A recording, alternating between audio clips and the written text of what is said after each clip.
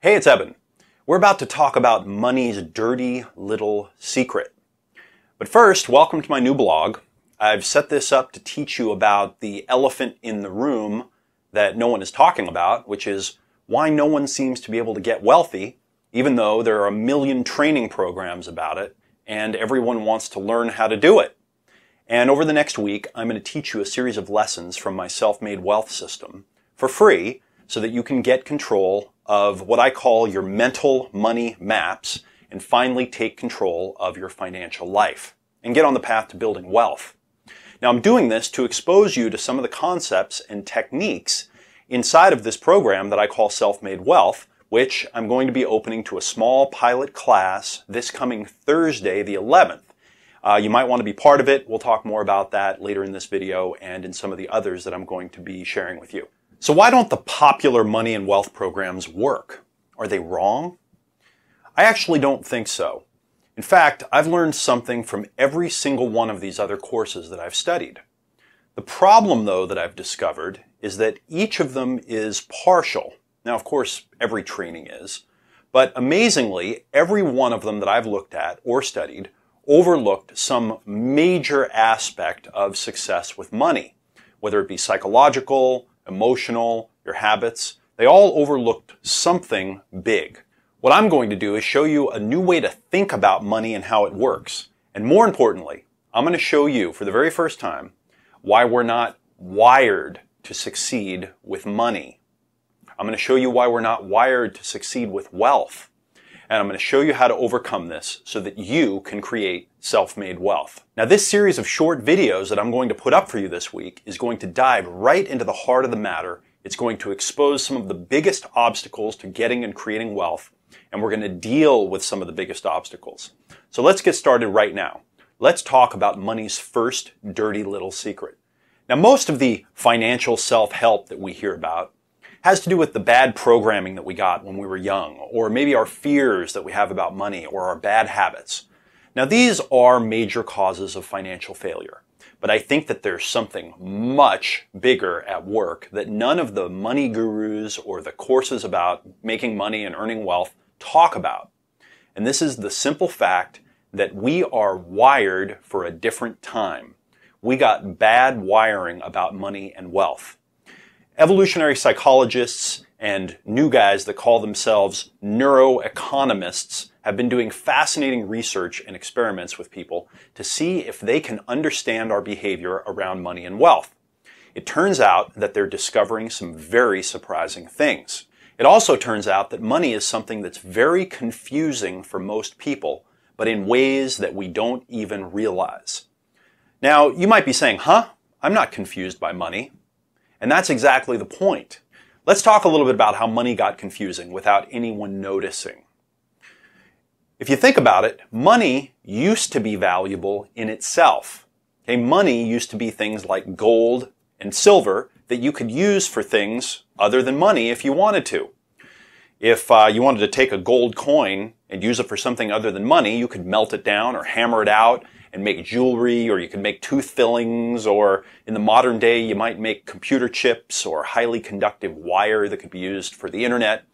Over the past few hundred years, governments have realized that people like you and I will accept paper in place of money that actually has value.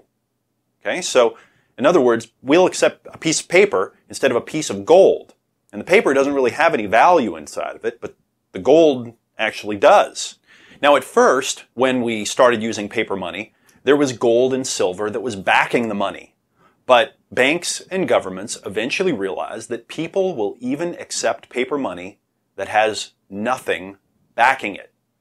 Now, we don't have time to get into the danger of this here, but the point for you to realize is that we've moved from using things that have real value as money to paper, and now even numbers on computer screens to represent our value, in a big system of I trust banks and the government for it. Now comes the part where it gets confusing to our human brains. We also introduce things like debt and credit cards and interest rates and interest on debt and monthly payments and things like zero interest periods. Now, it's hard enough for a mind to translate the value of something like your time or something you own into money.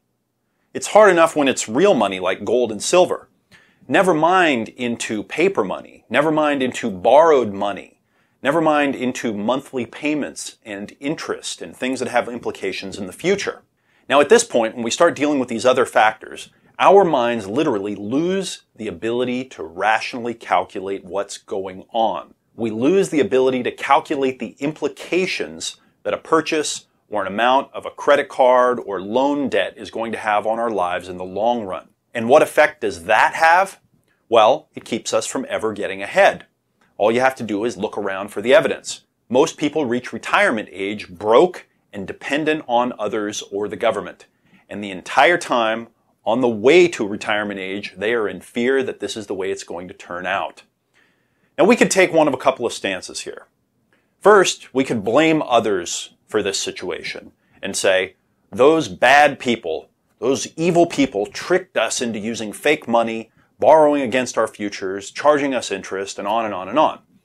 Or we could take another perspective. We can accept responsibility, realize that we're just not wired to be playing this complex, confusing game, and that our kind of inner chimpanzee causes us to screw up when we're faced with these situations, and do something about it. So when I imagine a person trying to operate in this modern financial environment with fake money and debt and interest rates and borrowing against our futures without any guidance, I imagine someone in a foreign country trying to buy something at a flea market. Okay, and it's a flea market where they don't speak the language, they don't know the exchange rate, they don't know what the rules are. Okay, now you can imagine if you don't know the rules, you're going to get ripped off all day long.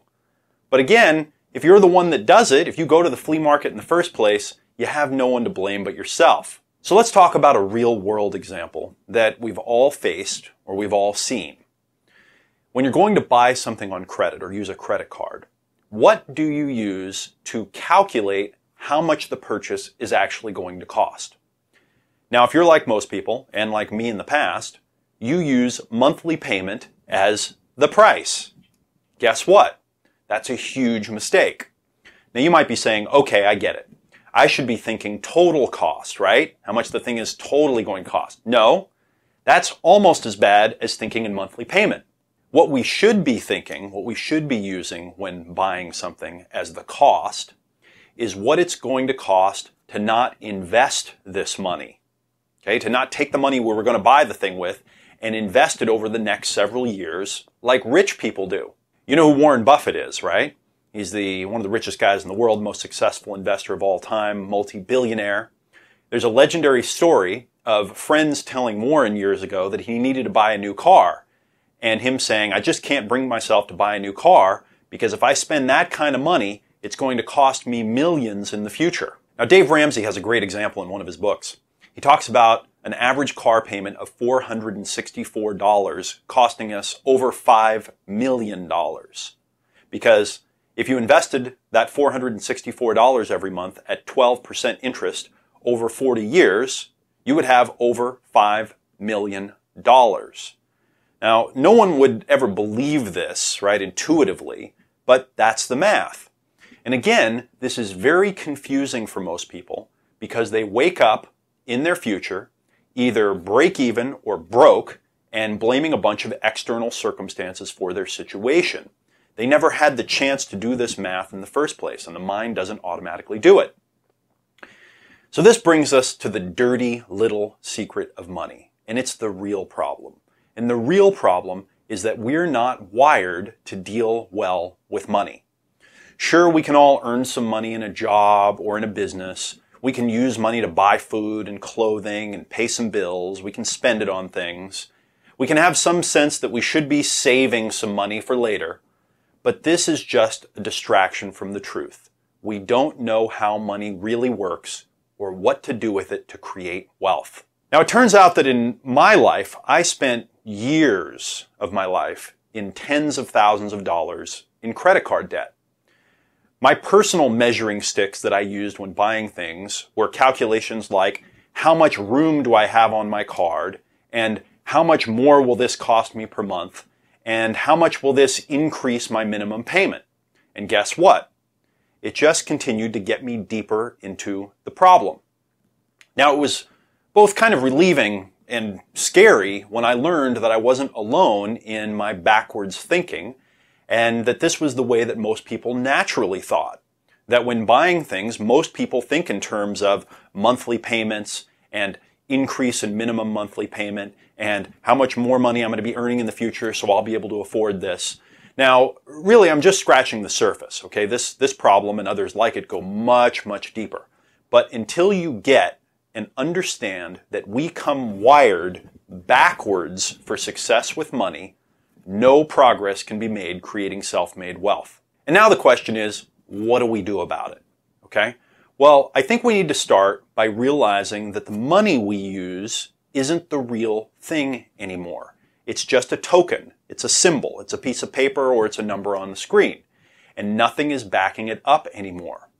We need to stop buying things based on monthly payments and how much room we have on my card and guessing that we'll be able to afford it later and buying it now. And finally, we need to learn a completely new model, a new way of thinking about money, so that when we create value in the world and we get money, we turn that money quickly into assets that grow in value and we accumulate many assets to create wealth. We'll be talking more about some of these other steps in the videos that I'm going to be releasing in the next few days. But for now, here's what I'd like you to do. I'd like you to go down in the comments below and tell your own story about how your backwards wiring around money led you to make a stupid decision, get yourself into debt, make a short-term decision about spending some money that wound up being wrong in the long term, and what you learned from it. Okay, critical to talk about what you learned from your story. What I'm going to be doing is every single day here, as I release these videos over the next few days, I'm going to be choosing one story that someone leaves about how they learned an important lesson, and I'm going to give that person a full scholarship to the Self-Made Wealth program. I'm going to be choosing one story per day. So write your story about how your backwards wiring led to a problem in your financial life and the lesson that you learned. The more detailed, the better, all right? The more we can all learn, the better. Make sure and tune in tomorrow for the next video where we're going to dive deeper and we're going to learn how to create self-made wealth. So leave your story below and you just might win a full scholarship to the Self-Made Wealth Training Program.